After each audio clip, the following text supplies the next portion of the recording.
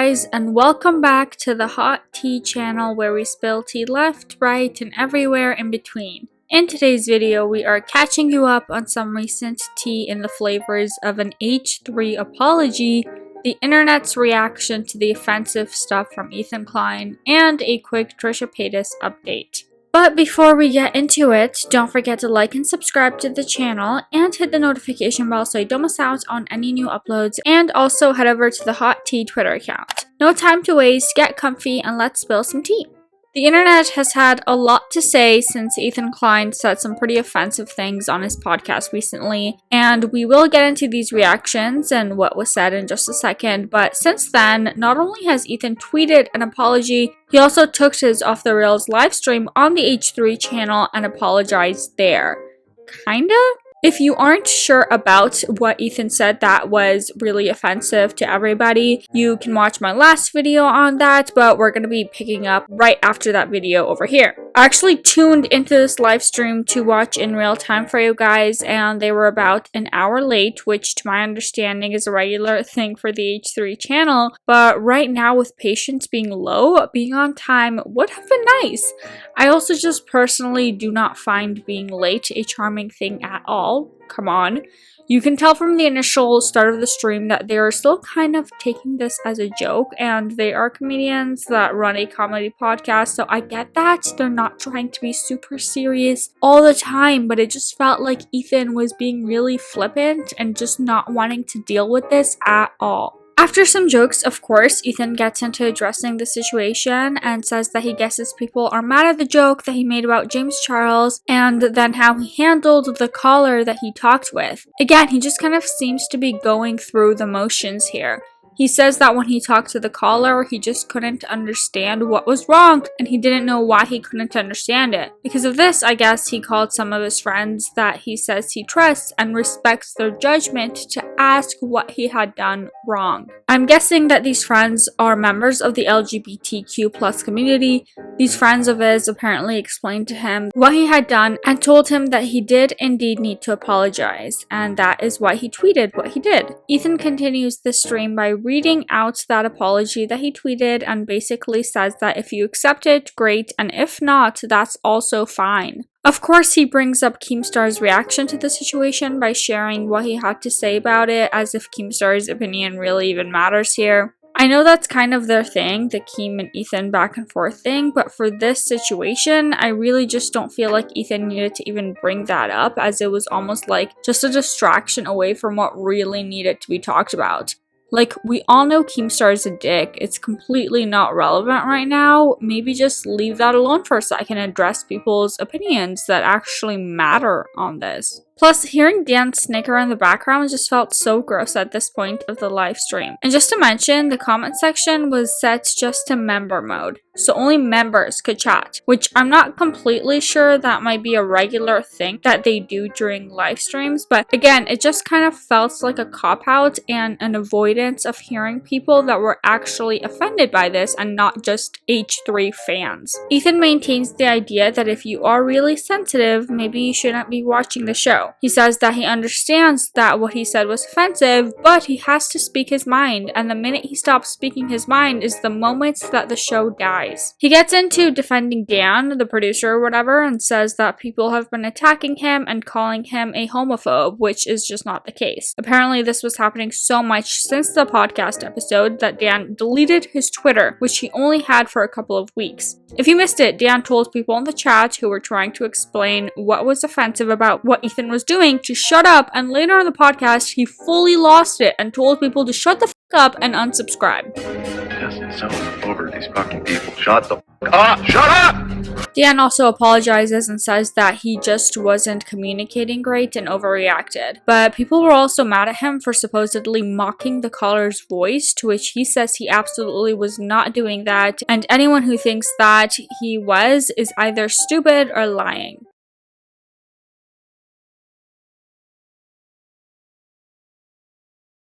The mocking voice he used up. Someone says, I don't know what's up. So disappointing. Someone said, I don't. Was about 2 hours after the caller, so he says that it really is a leap to try and tie those two things together. And in my opinion, I'm just not sure on that, but I would love to see what you guys think in the comment section down below. Ethan doesn't let Dan get too far into an apology though, as he explains that every week the H3 team are put on blast and cancelled and called out for not being good enough, and they're all honestly really sick of it. He says that people pick things apart and tell them to, quote, do better constantly, that it's comparable to being in an abusive relationship. I can relate to this to a tiny little extent because as a T channel, I just feel like I need to kind of walk on eggshells a little bit because everyone can be offended by everything. He says that he has quote unquote woke whiplash and that people need to understand how intense this feels from the other side. Ethan says that he just refuses the title of homophobic and that himself and Dan are allies, and if people think that they are an enemy, then there is no one left to actually be an ally. Ethan continues and addresses some other things that were being said, one of which was the accusation that the only reason Ethan was comfortable in asking the caller those inappropriate questions was because he is gay. Very sternly, he denies this and says that he asks everyone inappropriate and uncomfortable questions during the show, and that he's non-discriminant in who he does that to. He reckons that people that are unfamiliar with his content are seeing clips and then drawing these huge conclusions without really knowing his entire character. This is around the time that he brings up a tweet from Kat Tenbark. If you are unaware, Kat is the one that wrote the article on David Dobrik and kicked off that whole thing with the underage drinking girls at the party, and then the whole Jeff Wittick thing, etc., cold tea, but that's who she is. She tweeted out a response to Adam McIntyre, who said that the recent H3 podcast episode had so many homophobic undertones, saying, to purposely and knowingly recruit a queer and gay fan base just to shit all over them and perpetuate horrific stereotypes about gay men is a choice. Ethan is very annoyed at this particular take and says that it's just nowhere near what's going on and it's an absolutely ridiculous place to take this to. He says that of course he's not intentionally recruiting gay viewers just to do something like this, and to say that is so ridiculous. He also says that calling the whole situation horrific is dramatic and just over the top. He says that what's happening in Florida is horrific and that there should be levels to this. Ethan continues and says that there's some level of the quote left eating themselves here, and that he can understand the Tim Pools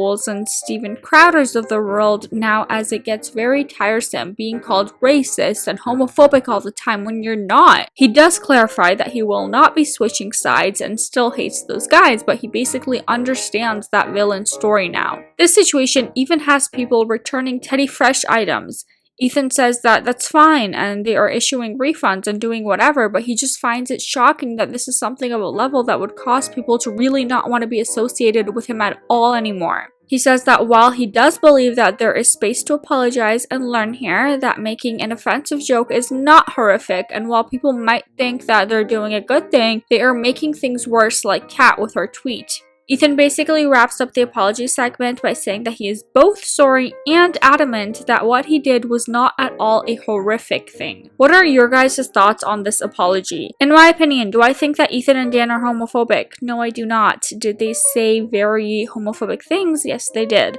And that comes with the consequence of being called out. I don't think that it's all right that they are apparently blocking members that are having something negative to say about the whole thing, and I certainly do not think that Dan's reaction was something that should be taken lightly. Again, I do not think his reaction means that he's a homophobe or whatever, but it was clear that he was brinking on unhinged, and in my full opinion, his attitude has been something noticeably more rude and impatient as of late, and he actually makes the show pretty hard to watch at times with his interjections. Does he maybe need a break? I don't know. Rich Lux made a video about this and had an interesting take on Dan, saying that he thinks that there should be a punishment or a 2-week suspension, no pay, for yelling at people and telling them to unsubscribe. I don't know about that necessarily, but maybe he does just need a break, or maybe someone else should be monitoring the chat and he should just step back from that. Rich Lux also points out that the H3 team is not the most diverse, so Ethan would do well to maybe consider hiring more people that can bring more to the table. Adam McIntyre also posted a video about this with a very good point, saying that he himself has dealt with a lot of backlash and scrutiny for the way that he reacted to the H3 podcast, but from straight men. He says that straight men are telling him that he basically has no need to be offended, but like, it's not their place to say that at all. Adam is a big H3 fan, but he says that he absolutely hated that episode and was not happy about it at all. Adam's initial video was before an apology video came from H3, and since then Adam has been on Twitter saying that he is not turning on the H3 team and he's still a fan. He tweeted saying, "I will stand by all my opinions on what Ethan and especially Dan did, but also respect that they acknowledged it a few minutes ago. Not everything is about cancel, cancel, cancel. You can disagree with people that you like and hear what they have to say and move on." He continued, "I'm glad Ethan is taking my criticism as constructive and not me trying to be overly sensitive or mean." Ethan also seems to have responded to him saying, "You're good. I appreciate the kind words you said along with your criticism. I know that this situation has grown and spiraled into something much, much bigger, but it is pretty hilarious that it basically started with James Charles being caught having bought diapers." Like, I picture James just backing out of the room quietly, hoping the attention stays off of him for a while. Anyway, let's move on to some Trisha T and talk a little about what she's been up to. In the midst of all this drama, Miss Paytas went live herself on her regular channel and talked about baby stuff and just how happy she is. I'm over the moon that it's a girl, mainly because I have all the pink aesthetics for a little baby girl. She can inherit mama's purses and shoes. Yes, having babies for the aesthetic though, we love that. Trisha says that she is cool with people being obsessed with her unless you're a hater. She says that so many people are basically trying to create controversy when it just isn't there, but if you love her, you can. If you like me, okay, and there's like good vibes, please be obsessed. Watch every minute of my life. Like, the gender reveal clips that we saw were actually accidentally leaked that night, as Trisha and Moses were going to post about it later, but apparently a friend that attended wasn't aware of this and posted the reveal to their private Instagram story. Within 20 minutes of the friend deleting it, people had already uploaded videos about it, and Trisha was surprised and kind of annoyed that people not only watch her every move, but also that of her friends. They of course already knew the sex of the baby before the reveal, but there is a video of the moments that they found out via phone call, which she says she might share. Even though they are expecting a girl, Trisha has said many times that she believed it was a boy, and apparently they believed this so much that they had a name picked out and had already started the nursery. it was definitely a surprise, but it was such a good surprise. No one even come for me for the gender thing because I'm so over it. Before anyone says anything, I would have my son playing with little dolls too and playing dress up. I don't think people mind what you do with the nursery or with toys or clothes for your child. It's more that you made such a thing about your own gender and now people feel like they were lied to, Trisha. Sorry to be so blunt, but that's obviously what it is. But for me, obviously, I was raised a female, and for the majority of my youth, I really enjoyed being the girly aesthetic. Yep, we know that. You are the one that changed it though. People just want to find anything to pick at. What am I just not supposed to give a Barbie to a girl? You know what I mean? Here, play with this gender neutral apple. Like, I don't know what to say. Again, I don't think people care what you give to your child or the way you dress your child, and if they do, girl, do not listen to them as you are the parent. But you are the one who came out as non-binary and made a whole thing about not being misgendered, only to seemingly drop that now. That's what people call you out for, not for wanting to paint your nursery pink because you're having a girl. Trisha isn't giving anything away about the nursery though, and someone in the chat guessed a fishy theme, I guess with fishes, but it isn't going to be that. I'm sure there will be a whole vlog or reveal video on that as well, and we can only imagine that it will be extra and over the top and probably the cutest thing ever. Someone in the chat asks Trisha about the family channel, and she says that she changed the name of that channel for a joke.